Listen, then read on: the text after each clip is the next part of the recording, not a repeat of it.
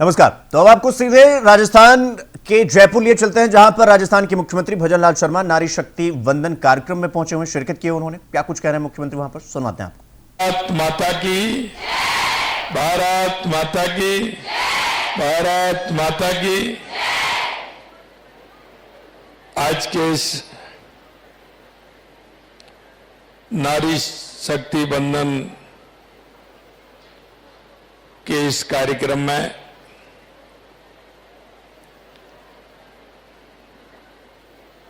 मेरे निवास पर सभी मेरी बहनों का बहुत बहुत स्वागत, बहुत बहुत अभिनंदन। क्योंकि आप मेरे निवास पर आई हैं, एक भाई के निवास पर या के भाई, चाचा, काका, ताऊ कुछ भी मान लीजिए, तो मेरा कर्तव्य बनता है कि मैं मेरी छोटी बहनों का, बेटियों का मैं स्वागत करूं। आप सभी का बहुत बहुत स्वागत, बहुत बहुत अभिनंदन।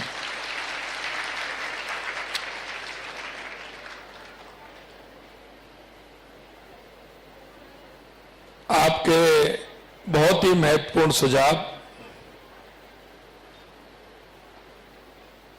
मैंने सुने हैं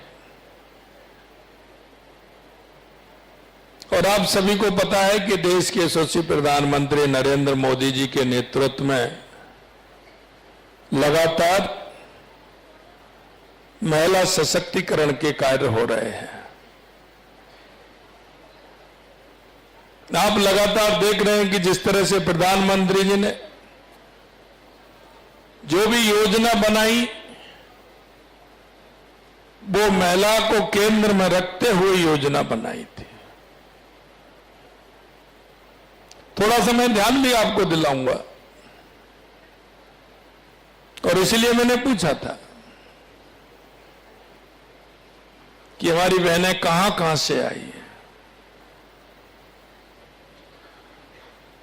जब 2014 में हमारे देश के यशस्वी प्रधानमंत्री नरेंद्र मोदी जी प्रधानमंत्री बने थे, उसी समय से लगातार उनके मन में यह बात थी कि हमारी बहनों का उत्थान कैसे हो सकता है, क्योंकि ये हमारी संस्कृति में है, ये हमारे विचार में है, ये हमारे सनातन में भी है। कि आपने देखा, पहले जब हम भगवान का नाम लेते हैं तो पहले माता का नाम आता है कि नहीं आता है? सीता, तो किसका आया पहले नाम? माता का आया ना। राधे आया कि नहीं आया? तो हमारी संस्कृति में भी यही है, लक्ष्मी नारायण। तो ये हमारी संस्कृति में है और उन्होंने हमारी संस्कृति को आगे बढ़ाने के लिए, हमारी माता बहनों को सशक्त करने के लिए, सबसे पहले आपने देखा था, हमारी गांव की बहनें आज भी जानती हैं, आज तो सभी जगह सुविधा हो गई, हर गांव ODF हो गया, लेकिन पहले देखते थे कि हमारी माता बहनें शौच के निवृत्त होने के लिए रात्रि का इंतजार करती थी, सुबह जल्दी रात्रि में जाती थी। कितनी बड़ी पीड़ा होती थी, किस तरह से उस पीड़ा को सहन करती थी। तो उसके लिए सबसे पहले शौचालय बनाने का काम किया।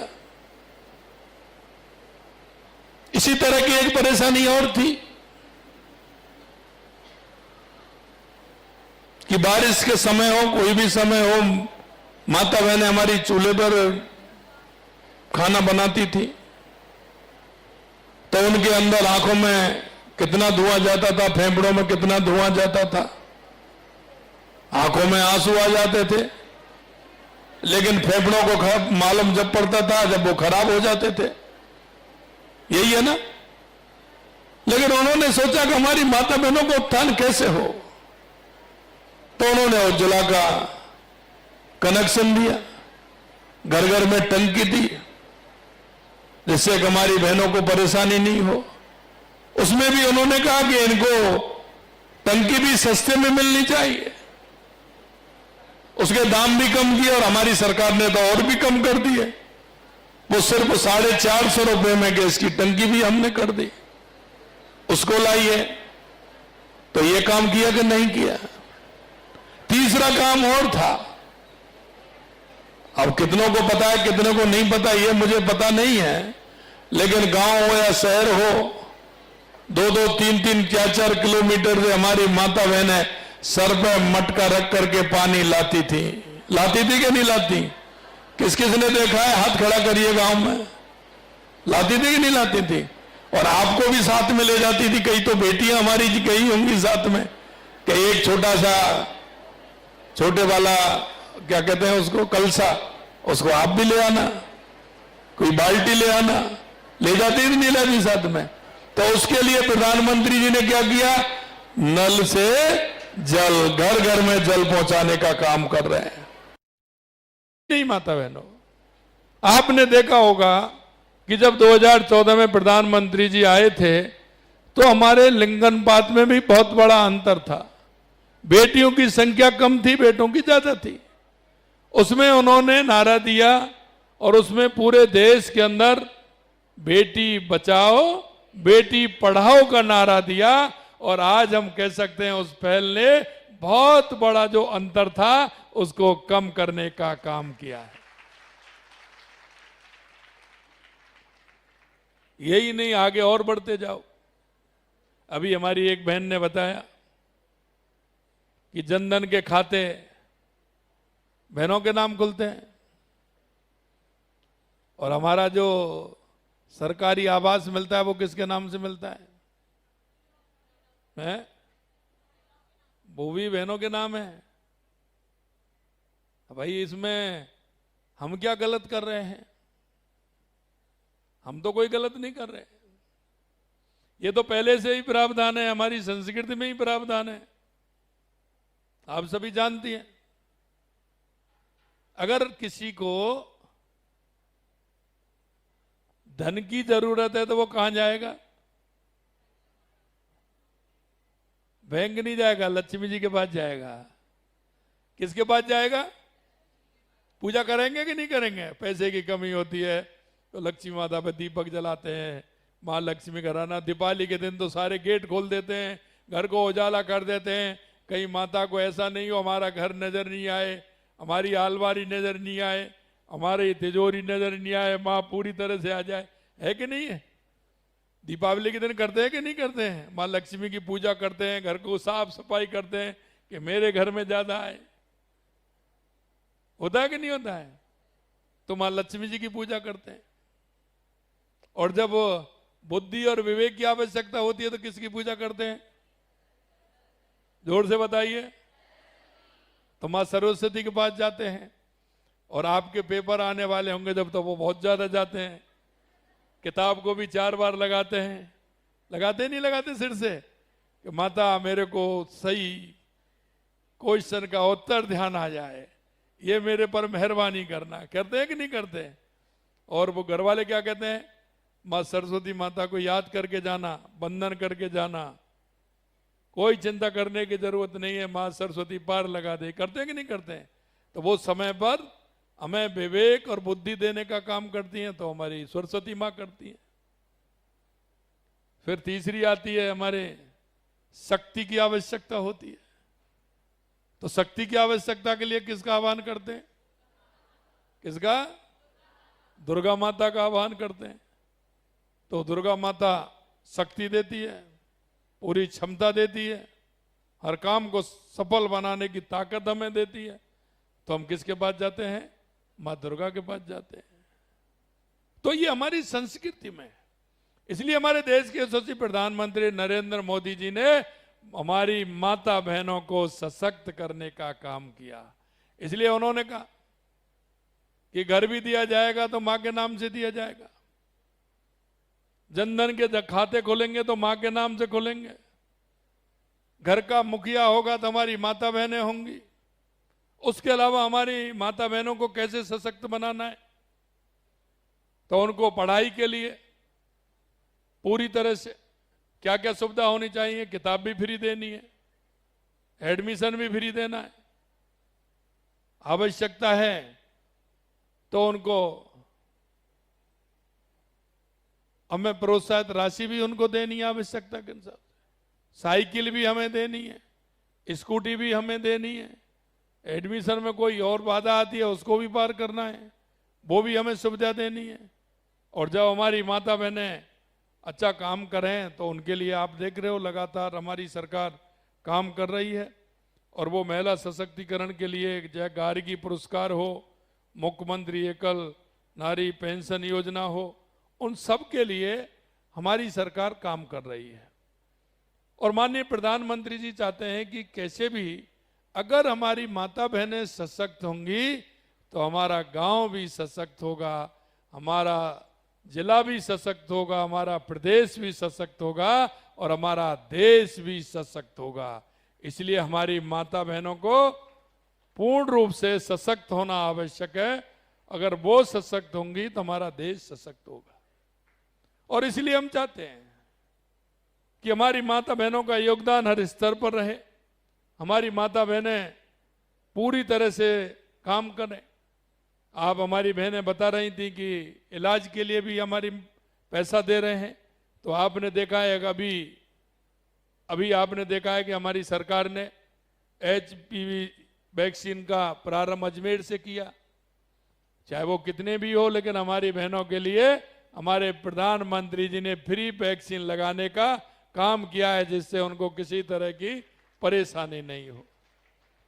अभी हमारी सरकार ने एक निर्णय लिया, क्योंकि मैं कई बार देखता हूं कई लोग आते हैं, आप भी अपने पेरेंट्स के पास, माताजी के पास, पिताजी के पास जाते हैं, सर दर्द हो रहा है, सर दर्द हो रहा है, बड़ी परेशानी हो रही है, तो वे डॉक्टर के पास ले जाते हैं। लेकिन मैंने देखा कि खान पान के कारण, कुछ कारण, वो बच्चों के सर में दर्द होता है, लेकिन इसके कारण होता है कि वो पढ़ाई करते हैं और आंखों में उनकी दिक्कत होती है और इस कारण सर दर्द होता है। हमने ये कहा कि हमारी बहनों का, और मैंने तो फिर कहा कि सभी का, हमारे विद्यार्थियों का, सभी का, हमारी बालक हो या बालिका हो, उन सब की आंखों का चेकअप भी कराओ और आवश्यकता है तो उनके चश्मे भी फ्री लगवाओ, जिससे उनको किसी प्रकार की परेशानी नहीं हो। हमारी गर्भवती महिलाओं को हमें, क्योंकि हम जानते हैं गांव की स्थिति क्या होती है या शहर की हो, सोनोग्राफी कराने के लिए पैसा चाहिए। माँ बाबूचर योजना प्रारंभ कर दी हमने। उनको जैसे ही दिक्कत हो, बाबूचर योजना के माध्यम से अपना पूरा जो भी है उनको कराना है, चेकअप कराना है, सोनोग्राफी करानी है, ब्लड का जांच करानी है, कोई भी जांच करानी है, उसको माँ बाबूचर योजना के माध्यम से फ्री उनकी जांच हो, इसके लिए भी हमारी सरकार ने किया है। हम देवनारायण योजना में, कालीबाई योजना में स्कूटी वितरण करने का काम भी करते हैं। हमने हमारी माता बहनें लाड़ो प्रोत्साहन योजना भी हमने लागू की है। 1 लाख रुपए उसमें होता है, अब उसमें 1 लाख में हमने 1.5 लाख रुपए बढ़ा दिया, इसको भी हमने बढ़ाने का काम किया है। और इसमें 6,53,000 बालिकाओं को प्रथम किस्त भी हमने जारी कर दी है कि जिससे हमारी बहनों का उसका भी लाभ मिले। मुख्यमंत्री नारी शक्ति उद्यम प्रोत्साहन योजना भी हमने बनाई है। आप देख रहे हैं, हमने राजस्थान में जब हमारी सरकार आई थी तो किस तरह से हमारे बहनों और भाइयों के साथ कुठाराघात होता था। पेपर लीक होते थे कि नहीं होते थे? कितनी बड़ी संख्या में पेपर लीक होते थे, बड़ी परेशानी होती थी। हमारी बेटियां मेहनत करती थी, पेपर लीक हो जाते थे। अब आप बताइए, 2.5 साल के अंदर एक भी पेपर लीक हुआ क्या? एक भी पेपर लीक हुआ क्या 2.5 साल के अंदर? तो मैं यही आपसे कहना चाहता हूं, हमने ये भी कहा कि हम 4 लाख नौकरी देंगे। हमने 1,25,000 नियुक्ति पत्र दे दिए, 1,35,000 प्रक्रियाधीन है और 1.25 लाख का हमने कैलेंडर निकाल दिया कि आप मेहनत करिए, पढ़िए, हमारी सरकार आपको नौकरी देने के लिए पूरी तरह से तैयार है। लेकिन इसमें मैं एक बात जरूर आपसे पूछना चाहूंगा, नौकरी लेने वाला मिलना चाहिए कि नौकरी देने वाला बनना चाहिए? हैं? अब आप में से बताइए, देने वाले कितने बनना चाहते हैं और लेने वाले कितना बनना चाहते हैं? नौकरी लेने वाले। अरे बताओ ना, ऐसे थोड़ी कह रहा हूं मैं, तो ये कह रहा हूं नौकरी लेने वाले और नौकरी देने वाले। मैं आपको दो बातें इसलिए कह रहा हूं मैं, आप मेहनत करिए, पढ़िए, हमारी सरकार लगातार वैकेंसी निकाल रही है आपको। आप क्या बनना चाहते हैं? हर माँ बाप के मन में एक सपना होता है और हर बालक और बालिका के मन में सपना होता है, क्योंकि जिज्ञासा आपकी शुरू से बढ़ जाती है। बड़ी बहन आती है, रिश्तेदार आते हैं, माताजी पूछते हैं पिताजी, अच्छा आप बड़े होके क्या बनोगे? पूछते हैं कि नहीं पूछते हैं? आप क्या बनना चाहते हैं? कई पड़ोसी भी आ जाते हैं, रिश्तेदार भी आ जाते हैं, कहते हैं ना, अच्छा बेटी क्या बनना चाहती हो आप बताओ? पूछते हैं कि नहीं पूछते हैं? तो आप सोचते हैं, समझते हैं। कोई कहता है मैं डॉक्टर बनना चाहता हूं, कोई इंजीनियर बनना चाहता है, कोई साइंटिस्ट बनना चाहता है, कोई आईएएस बनना चाहता है, कोई आईपीएस बनना चाहता है, कोई आरएएस बनना चाहता है। सबकी इच्छा होती है कि नहीं होती है? कोई खिलाड़ी बनना चाहता है, कोई सेना में जाना चाहता है, कोई पुलिस में जाना चाहता है। सबकी इच्छा अलग अलग होती है कि नहीं होती है? लेकिन उसके अनुरूप काम भी करना पड़ता है, तो हम काम करते हैं। तो इसलिए मैंने कहा है कि आपकी रुचि किसमें है, आप क्या बनना चाहते हैं, यह आपको तय करना है। लेकिन हमारी सरकार ने कहा है कि हम 4 लाख सरकारी नौकरी देंगे, 6 लाख रोजगार हम प्राइवेट में आपको सृजित कराएंगे, 10 लाख रोजगार देने का हमने वायदा किया है। और आप देख रहे हैं 1.25 लाख सरकारी दे दिए, 3 लाख प्राइवेट में जॉब हमने दे दिए हैं। लेकिन उसके बावजूद मैं एक काम और कहना चाहता हूं। आपने पहली साल देखा हमने राइजिंग राजस्थान किया, जिसमें 35 लाख करोड़ के एमओयू हुए, 9 लाख करोड़ रुपए के उद्योग हमारी जमीन पर राजस्थान में लगभग आ गए हमारे। उसमें छोटे उद्योग लगाने के लिए हमें आवश्यकता है, छोटे उद्योग लगे। उसके लिए हमने हमारी बहनों के लिए, हमारे भाइयों के लिए हमने युवा नीति लेकर के हम आए। और वो युवा नीति हम ये लेकर के आए कि वो रोजगार लेने वाले के साथ साथ रोजगार देने वाले भी मैंने। तो उसमें आप अपना कोई भी उद्योग लगाना चाहते हैं। एक मेरे को जोधपुर की बेटी मिली थी, तो मैं जोधपुर, हमारा एक कार्यक्रम था, मैं उसमें गया था। लघु उद्योग भारती के तत्वाधान में वो कार्यक्रम हुआ था। तो मैं जब उद्योग मेला में जब मैं गया तो एक 21 साल की 22 साल की बेटी मेरे को मिली। उन्होंने कहा था मैंने मेरा काम प्रारंभ किया है, 5 साल मेरे को हो गए और मैं लगातार इस काम को करें। वो कॉफी बना करके कॉफी उनकी यूनिट चलाई है उसने कहा कि साहब मैंने प्रारंभ किया था 10-15 हजार से और आज मैं, मेरा जो टर्नओवर है वो लगभग 6 करोड़ रुपए का है। एक 21 साल 22 साल की बेटी का टर्नओवर 6 करोड़ रुपए का हो तो ये बहुत बड़ी बात है। मैं आपसे इसलिए कहना चाहता हूं कि हम हमारा हुनर हम स्वयं चुने, हम देखें। और उसके लिए मैंने सरकार के द्वारा युवा नीति के माध्यम से 50 लाख रुपए से लेकर के 1 करोड़ रुपए का लोन देने का बिना ब्याज का हमने हमारी युवा नीति में प्रावधान किया है। ये आपके हौसलों को पंख देने का काम हमने किया है, क्योंकि आप सोचिए, विचार करिए। और मुझे पता है कि अगर हम किसी के पास परिवार में भी अगर पैसे मांगने जाते हैं, मेरा 20-22 साल 25 साल का मेरा युवा या युवती कोई भी हो, अगर परिवार में कहेगा कि मेरे को 20 लाख रुपए चाहिए, 15 लाख रुपए चाहिए, 25 लाख रुपए चाहिए, तो घर वाले ही सबसे पहले, माता पिता भी सोचेंगे पता नहीं क्या होगा क्या नहीं होगा, इनके बाद तो बेटी दूसरी भी है, उसको पढ़ाना भी है, शादी करनी है, बेटा भी है, वो सोचेगा। लेकिन अगर हम दूसरों पर भी वो करेंगे, कोई परिवारीजन है या कोई रिश्तेदार है, लेकिन और कुछ दे देगा आपको, शाबाशी दे देगा, कई तरह की अकल भी बता देगा, ज्ञान भी दे देगा, लेकिन पैसे की बात करोगे तो कोई ना कोई बहाना ढूंढ लेगा। ये सही है कि नहीं है, बताओ? ये सही है कि नहीं है? तो इसलिए मैंने कहा है कि आपको चिंता करने की जरूरत नहीं है। तुम्हारी बैंक में गारंटी तुम्हारा ये भाई, तुम्हारा चाचा, ये काका, ये ताऊ देने के लिए तैयार है। आप अपनी योजना बनाइए, पूरी योजना बना करके आप आगे आइए और अपना स्वयं का क्या हम काम कर सकते हैं वो अगर करेंगे तो एक हमारे राजस्थान को एक नई दिशा मिलेगी। अभी मैंने देखा, एक मेरे ही यही है सांगानेर के अंदर, मैं देखता था एक पिता चाय की दुकान करते थे, दुकान के सामने वो ठेली लगा करके चाय बेचते थे। उनके दो बेटी हैं, वो बेटी दोनों पढ़ती हैं।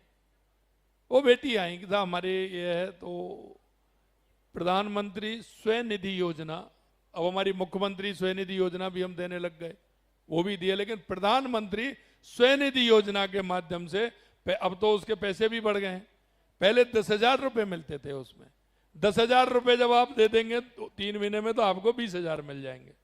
20,000 जमा करा दोगे तो फिर 40,000 मिल जाएंगे और ब्याज नहीं देगा, उसमें आपकी ब्याज नहीं लगेगी। उन दोनों बेटियों ने 10,000 20,000 रुपए लिए, 3 महीने के अंदर 20,000 रुपए चुका दिए। फिर उन्होंने 40,000 ले लिए, फिर उन्होंने 40,000 दे दिए, फिर उन्होंने 80,000 रुपए ले लिए। ऐसे उनका हो गया। तो पहले एक सिर्फ छोटी सी ठेली थी, उस पर वो उनके पिताजी चाय बेचते थे और वो सहयोग के लिए वहां जाती थी। धीरे धीरे वो बिस्किट वगैरह कुछ नमकीन रखने लग गए।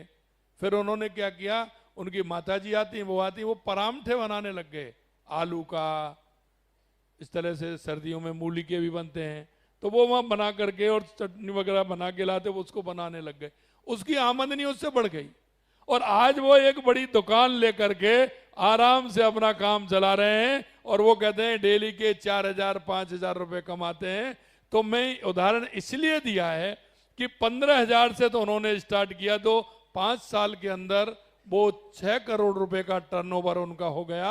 आज वो जो 10,000 और 20,000 से काम प्रारंभ किया, उनकी आमदनी पर डे की 4,000 5,000 रुपए हो गई। ये बहुत बड़ी बात होती है।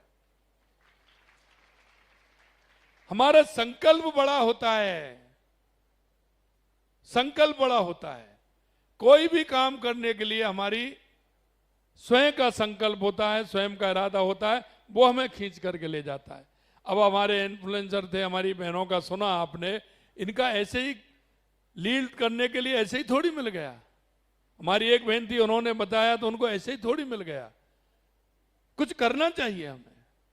और मैं आपको कहना चाहता हूं, हमारे प्रधानमंत्री जी इस बात को कहते हैं कि हमारी नारी सशक्त होगी तो हमारा प्रदेश सशक्त होगा, परिवार भी सशक्त होगा। एक खूबी है हमारी माता बहनों के अंदर, उनके अंदर जो सहन शक्ति है, काम करने की क्षमता है, वो अपने आप में अलग है। आप अपनी माताजी को देखती हैं ना, चाहे वो कोई भी काम करती हैं, सरकारी नौकरी करती हैं, प्राइवेट करती हैं, घर का काम करती हैं, लेकिन वो जब आप सब सो जाते हो तो उसके बाद सोती हैं और सबसे पहले आपको जगती हुई मिलती है कि नहीं मिलती है? आपको तो जब वो पानी और चाय लेकर के आती हैं, जब जगाती हैं, बेटा चाय बन गई है, चाय ले लीजिए, कहती है कि नहीं कहती हैं? जगाती है कि नहीं जगाती हैं? तो उनके अंदर काम करती हैं। गांव की बहनें हैं हमारी, गांव में तो स्थिति दूसरी होती है, सुबह जल्दी जगना, गाय भैंसों की भी करना, खाना भी बनाना और साथ में खेती पर भी जाना, फिर वापस आना, खाना भी बनाना, सारे काम करना। और आप माताजी को देखते हो, पिताजी को देखते हो, पिताजी ड्यूटी से आते हैं तो बैग डाला और कुर्सी पे बैठ जाते हैं, अरे 10 मिनट हो गए, 5 मिनट हो गए, पानी नहीं आया अभी। लेकिन हमारी माता बहनें क्या करती हैं, आते ही पूरा काम, पहले रसोई में जाएंगी, काम करेंगे, ये देखेंगे, वो देखेंगे, बेटी ने खाना खाया, बेटा ने खाना खाया कि नहीं खाया, उनको सबको चाय पिलाएंगी, खाना खिलाएंगी, और जब 1 घंटे बाद आराम से आप बैठ करके उनके साथ चाय पिएंगे। तो ये हमारी माता बहनों की खूबसूरती होती है। मैं आपसे बहनों इतना कहना चाहता हूं कि हमने लगातार जिस तरह से हमारी सरकार काम कर रही है, एक कालका पेट्रोलिंग यूनिट का भी बताया कि हम निश्चिंत होकर के जाते हैं। हमारी सरकार हर क्षेत्र में लगातार इस तरह के काम कर रही है। अभी माननीय प्रधानमंत्री जी ने नारी बंधन अधिनियम के लिए काम किया और उसमें आपने देखा कि उन्होंने नारी शक्ति बंधन के लिए 33% महिलाओं के लिए आरक्षण के लिए काम कर रहे हैं। मिलना चाहिए कि नहीं मिलना चाहिए, बताइए? 33% मिलना चाहिए कि नहीं मिलना चाहिए? महिलाओं को हर क्षेत्र में आगे आना चाहिए कि नहीं आना चाहिए? अब आपकी आवाजें नहीं निकल रही तो मैं क्या करूं? आना चाहिए। इसलिए मैं कहना चाहता हूं, अभी हमारे प्रधानमंत्री जी लगातार, हमारी अभी सदन आने वाला है, उसमें महिला सशक्तिकरण का एक बहुत बड़ा बिल लेकर के आ रहे हैं। और वो बिल लेकर के आ रहे हैं कि हमारी माता बहनों की सहभागिता हर क्षेत्र में हो और राजनीति में भी 33% आरक्षण होना चाहिए। बताओ, होना चाहिए कि नहीं होना चाहिए? तो जोरदार ताली बजाइए एक बार, जोरदार प्रधानमंत्री जी के लिए। इसलिए मैं कहना चाहता हूं कि लगातार हमारी सरकार जिस तरह से काम कर रही है और हमारा कैबिनेट में महिला आरक्षण से विधेयक को संशोधित कर ड्राफ्ट को हमने मंजूरी दे दी है। आने वाले समय में संशोधन विधेयक पारित होने के बाद संसद और राज्य की विधानसभा में 2029 में 1/3 महिला आरक्षण लागू करने का रास्ता साफ हो जाएगा और हमारी महिलाओं की उसमें सहभागिता हो जाएगी। ये भी बहुत बड़ा काम हमारे प्रधानमंत्री जी कर रहे हैं। जब महिलाएं प्रशासन में आती हैं, शासन में आती हैं, तो बहुत बड़ा काम होता है। और ये भी आप मान लीजिए, जब महिलाएं आती हैं तो महिला के दर्द को अच्छी तरह से जानती है, तो इसमें भी न्याय में भी सुविधा मिलती है, उनके प्रति न्याय की व्यवस्था भी मजबूत होती है। और इसमें साथ साथ में लगातार जिस तरह से प्रधानमंत्री जी ने काम किया है, हमने अभी आप देख रहे हैं कि हमने योजना के तहत गर्भवती एवं स्तनपान कराने वाली महिलाओं को केंद्र सरकार से 5,000 रुपए मिलते थे। इसके तहत भी 4,27,00,000 महिलाओं को 20,000 करोड़ रुपए से अधिक की सहायता दी है। प्रदेश में हमारी सरकार ने बढ़ा करके इसको 5,000 को 6,500 रुपए कर दिया, यानी 6,500 रुपए इसमें किया है। इसमें 11,58,000 गर्भवती महिलाओं को 576 करोड़ रुपए हमने दिए। पीएम पोषण योजना के तहत 11 करोड़ बच्चों को पौष्टिक भोजन हम दे रहे हैं। प्रधानमंत्री सुरक्षित मातृत्व अभियान के तहत 7 करोड़ 26 लाख गर्भवती महिलाओं को स्वास्थ्य की जांच की गई है। मिशन इंद्रधनुष है, जो मृत्यु दर 48 से घटकर के 28 और नवजात मृत्यु दर 28 से घटकर 17% हो गई है, उस इंद्रधनुष योजना से टीकाकरण के माध्यम से। सक्षम आंगनवाड़ी केंद्र, जैसा मैंने आपको बताया, 1 लाख आंगनवाड़ी केंद्र आधुनिकीकरण किए गए हैं। प्रधानमंत्री मुद्रा योजना का फायदा मिल रहा है। जनधन खातों का मैंने बताई दिया। स्टैंड अप इंडिया योजना के नाम से दीनदयाल अंत्योदय योजना, नेशनल रूरल लाइवलीहुड मिशन की योजना है। 91 लाख स्वयं सहायता समूह बनाए जा रहे हैं। और एक सबसे बड़ा जो काम प्रधानमंत्री जी के नेतृत्व में हो रहा है, वो हो रहा है लखपति दीदी का। हमने राजस्थान के अंदर 20 लाख लखपति दीदियों को प्रशिक्षण दिया है और उनमें से 16 लाख बहनों को लखपति दीदी हमने बना दिया। पहले हम उनको 1 लाख रुपए देते थे, 1 लाख रुपए की सहायता देते थे। इस बजट में हमने 1 लाख से बढ़ा करके उसको भी 1.5 लाख रुपए कर दिया। और एक सबसे बड़ी बात मैं आपको बताता हूं, जब मैं लखपति दीदियों से संवाद कर रहा था पूरे राजस्थान की बहनों से मैंने संवाद विभिन्न जिलों में किया, उनमें एक भी खाता एनपीए नहीं है। समय से उस खाते का भुगतान करती हैं और समय से पैसा निकालती हैं। ये सबसे बड़ी बात हमारी माता बहनों के अंदर है।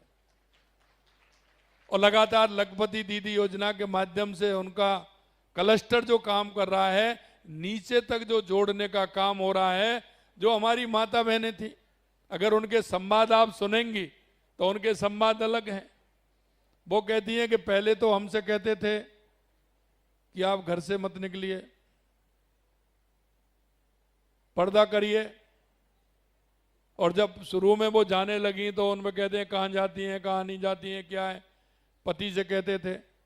और मेरी बहनें जब मेरे से ये कहती थी कि जब हम ससुराल जाते थे तो हम उन पर पैसे मांगते थे, हमें इतने पैसे दे दीजिए, तो बड़ी मुश्किल से देते थे, और जब मैं वापस आती थी तो हिसाब मांगते थे कि आप कितना खर्चा हो गया यार, वहां से विदा कितनी मिली है ये भी बता दो। अब वो उल्टा कह रही हैं, वो ये कहती हैं कि वो उल्टे हमसे पैसा मांगते हैं कि हमारा ये काम है, आप हमें पैसे दे दीजिए। कितना बड़ा परिवर्तन लखपति दीदी के माध्यम से हुआ है, ये आप पूरी तरह से जानते हैं। और कई दीदी तो ऐसी हैं, उसमें लखपति दीदी से मिलेनियर दीदी बनने के लिए अग्रसर हो रही हैं, बन गई हैं। लगातार सरकार हमारी इसमें काम कर रही है। आज आपको मैं इसलिए ये बात भी आपको कहना चाहता हूं कि आपके सपनों को उड़ान देने के लिए हमारी ये डबल इंजन की सरकार, देश के यशस्वी प्रधानमंत्री नरेंद्र मोदी जी के नेतृत्व में हमारी सरकार पूरी तरह से तैयार है। आप आइए, सरकार की योजना को लाभ उठाइए और अपने जीवन को पूर्ण रूप से सशक्त बनाइए और हमारे इस राष्ट्र को सशक्त बनाने में अपना योगदान दीजिए। इसलिए आज आप सभी को यहां बुलाया है।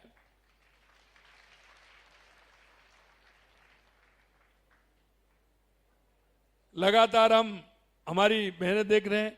एक बहन मेरे पास आई थी और वो है बैंक सखी है। तो वो बहन मेरी कह रही थी कि जब पहले मैं आई थी और मैं बैंक में जाती थी, कहीं भी जाती थी, तो यूं कहते थे कि फलाने के लड़के की पत्नी है, या उस लड़के का नाम लेते थे उसकी पत्नी है। वो कह रही सर मेरे को बड़ा आनंद आता है, क्योंकि मेरे ससुर निकलते हैं या मेरे हस्बैंड जाते हैं तो वो लोग ये कहते हैं ये बैंक वाली का पति है, ये उस बैंक वाली का पति है। मेरा नाम ही बदल गया, पहले उनके नाम से जानते थे, अब लोग मेरे नाम से जानते हैं। एक ऐसे ही वो हमारी कृषि दीदी, ड्रोन दीदी आई थी, उसने कहा सब मेरे को जानते हैं। उनके पड़ोसी भी घर बताते हैं तो ये कहते हैं वो ड्रोन दीदी वाली है ना, उसके बगल में मेरा घर है, वहां उससे उसके घर के आगे होके निकल करके जाते हैं। बोले मेरा नाम तो छोड़िए, मेरे घर के लोग एड्रेस देने लग गए कि वहां उसके घर के पास है। इतना बड़ा बदलाव हुआ है। देखिए पहले किसके नाम से जानते थे, अब उनके नाम से जानने लग गए। तो ये भी बहुत बड़ा काम है। शिक्षा और कौशल में भी हम उसी तरह से काम कर रहे हैं। सुकन्या समृद्धि योजना में 4 करोड़ 60 लाख खाते खोले जा चुके हैं। कस्तूरबा गांधी बालिका विद्यालयों में 5000 से अधिक, हमारा शैक्षणिक रूप से पिछड़े क्षेत्रों में वंचित वर्ग की 7,58,000 बालिकाओं को 5000 से अधिक कस्तूरबा बालिकाओं को हम सुविधा उपलब्ध करा रहे हैं। 2014 से किए गए प्रयास सफल नामांकन अनुपात 30% से ऊपर पहुंच चुका है। पीएचडी में महिलाओं को 1% से अधिक बढ़ी हैं। और यही नहीं, विज्ञान ज्योति योजना में लगातार हमारी बहनें काम कर रही हैं, आगे बढ़ रही हैं। आईआईटी और एनआईटी जैसे इंजीनियरिंग कॉलेजों में हमारी बहनें अपना और हमारे राज्य का नाम रोशन कर रही हैं। हमारी लगातार जो योजना चल रही है, शक्ति सदन योजना हमारी है, सखी योजना जैसा मैंने आपको बताया। मेरा आपसे कहना है कि आपने स्वयं के सपनों को हमें उड़ान देना है। हम कैसे आगे बढ़ सकते हैं, ये आप खुद अपना रोड मैप पूरा बनाइए। सरकार पूरी तरह से साथ है और आपसे मैं यही कहना चाहता हूं, क्योंकि हम जानते हैं राजस्थान के अंदर जब हमारी सरकार आई थी 2.5 साल पहले, हमने पूरी योजना बनाई थी कि राजस्थान का विकास कैसे हो सकता है, हमारे युवा भाई बहनों को रोजगार कैसे मिल सकता है। हम सरकारी रोजगार भी देंगे और हमारे उद्योगों को भी विकास देंगे। अभी हमने स्किल डेवलपमेंट में भी हमारी सरकार काम कर रही है, क्योंकि राजस्थान पोटेंशियल है, राजस्थान में भी बहुत गुंजाइश है। हम क्या कर सकते हैं? अभी आप देख रहे हैं हमारा 19 मार्च से एक अभियान चला है, ग्राम विकास और बाढ़ विकास, नगर निकाय में बाढ़ विकास और ग्राम पंचायत में ग्राम विकास। हमारा एक एक पंचायत, एक एक गांव का रोड मैप बन रहा है। हमें क्या आवश्यकता है? हम ये भी बना रहे हैं कि वहां की हमारी बहनें शिक्षा किस तरह से ले रही हैं, तो उनका शिक्षा का स्तर कैसे उठे, हमें क्या सुविधा प्रदान करनी है, जिससे कि मेरे गांव के लोग शहर के अंदर नहीं आए, वहां ही उनको वो लाभ मिले। इस तरह की हमारी योजना है। उसका काम हमारा 15 मई तक पूरा हो जाएगा। हमने ये भी देखा है कि उस गांव में क्या पैदावार होती है, वहां में मटेरियल क्या है, मिनरल क्या है, कौन सा उद्योग वहां चलता है।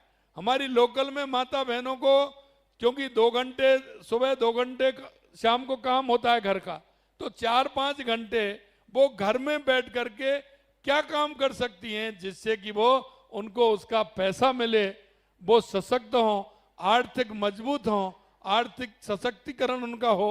ये भी काम हम कर रहे हैं। और आपसे भी कहना चाहता हूं, स्किल डेवलपमेंट में हम काम कर रहे हैं। दूसरे देशों की भाषा का विद्यालय भी हम यहाँ खोल रहे हैं, महाविद्यालय, उसमें उनकी भाषा सीख करके वहां आप जा सकते हैं। आपको रोजगार के अवसर किस तरह से मिल सकते हैं, लगातार हमारी सरकार काम कर रही है। स्वामी विवेकानंद जी ने कहा था 1893 में, उठो जागो और इस देश दुनिया पर छा जाओ, 21वीं सदी भारत की होगी। मैं आपसे यही आह्वान करना चाहता हूं, सभी बेटियों से यही कहना चाहता हूं मैं, कि आप अपने सपनों को पंख दीजिए। सरकार पूरी तरह से आपके साथ तैयार है। आप अपना पूरा रोड मैप बनाइए, क्या काम करना है, लेकिन सपने देखने हैं, लेकिन सोते हुए वाले सपने नहीं। सोते हुए जो सपने देखते हैं वो सपने रह जाते हैं, लेकिन सपने वो होते हैं जो आपको सोने नहीं दें, वो सपने होते हैं। आप अपना आगे बढ़िए, पूरी ताकत के साथ बढ़िए।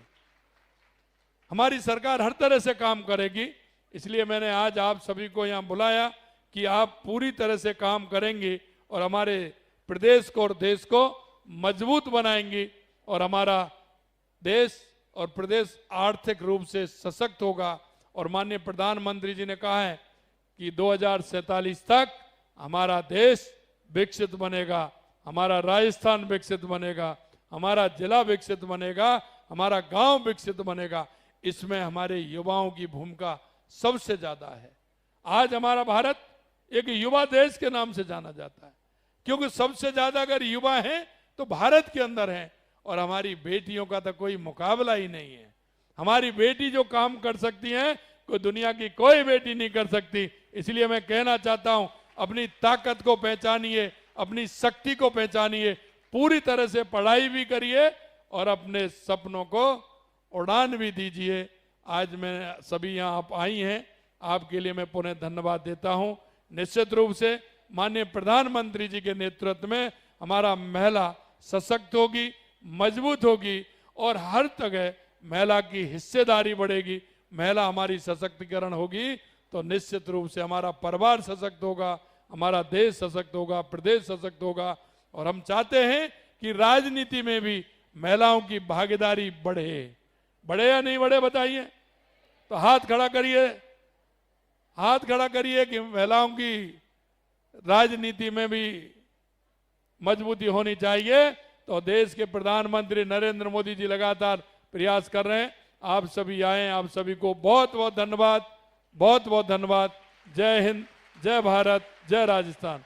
बोलिए भारत माता की, भारत माता की, भारत माता की। हमारी बहनों की, हमारी बहनों की बहुत बहुत धन्यवाद। और माननीय मुख्यमंत्री महोदय की जी हाँ, माननीय मुख्यमंत्री महोदय, आपके प्रेरणादायक शब्दों ने हम सभी के मन में एक नई ऊर्जा, एक नया विश्वास और एक नया संकल्प जगा दिया है। आपके विचारों ने स्पष्ट कर दिया है, नारी केवल समाज का हिस्सा नहीं बल्कि समाज की दिशा तय करने वाली शक्ति है। ऐसी नारी शक्ति को वंदन। और कार्यक्रम के समापन से पहले 2 खुशखबरियां जो राजस्थान को मिली है, उसके लिए आज हम माननीय मुख्यमंत्री महोदय का अभिनंदन करना चाहेंगे आप सभी की तालियों के साथ। जयपुर में मेट्रो फेज 2 को अनुमति मिल गई है माननीय, इसके लिए आपका बहुत बहुत धन्यवाद। और राजस्थान की आर्थिक विकास को वंदन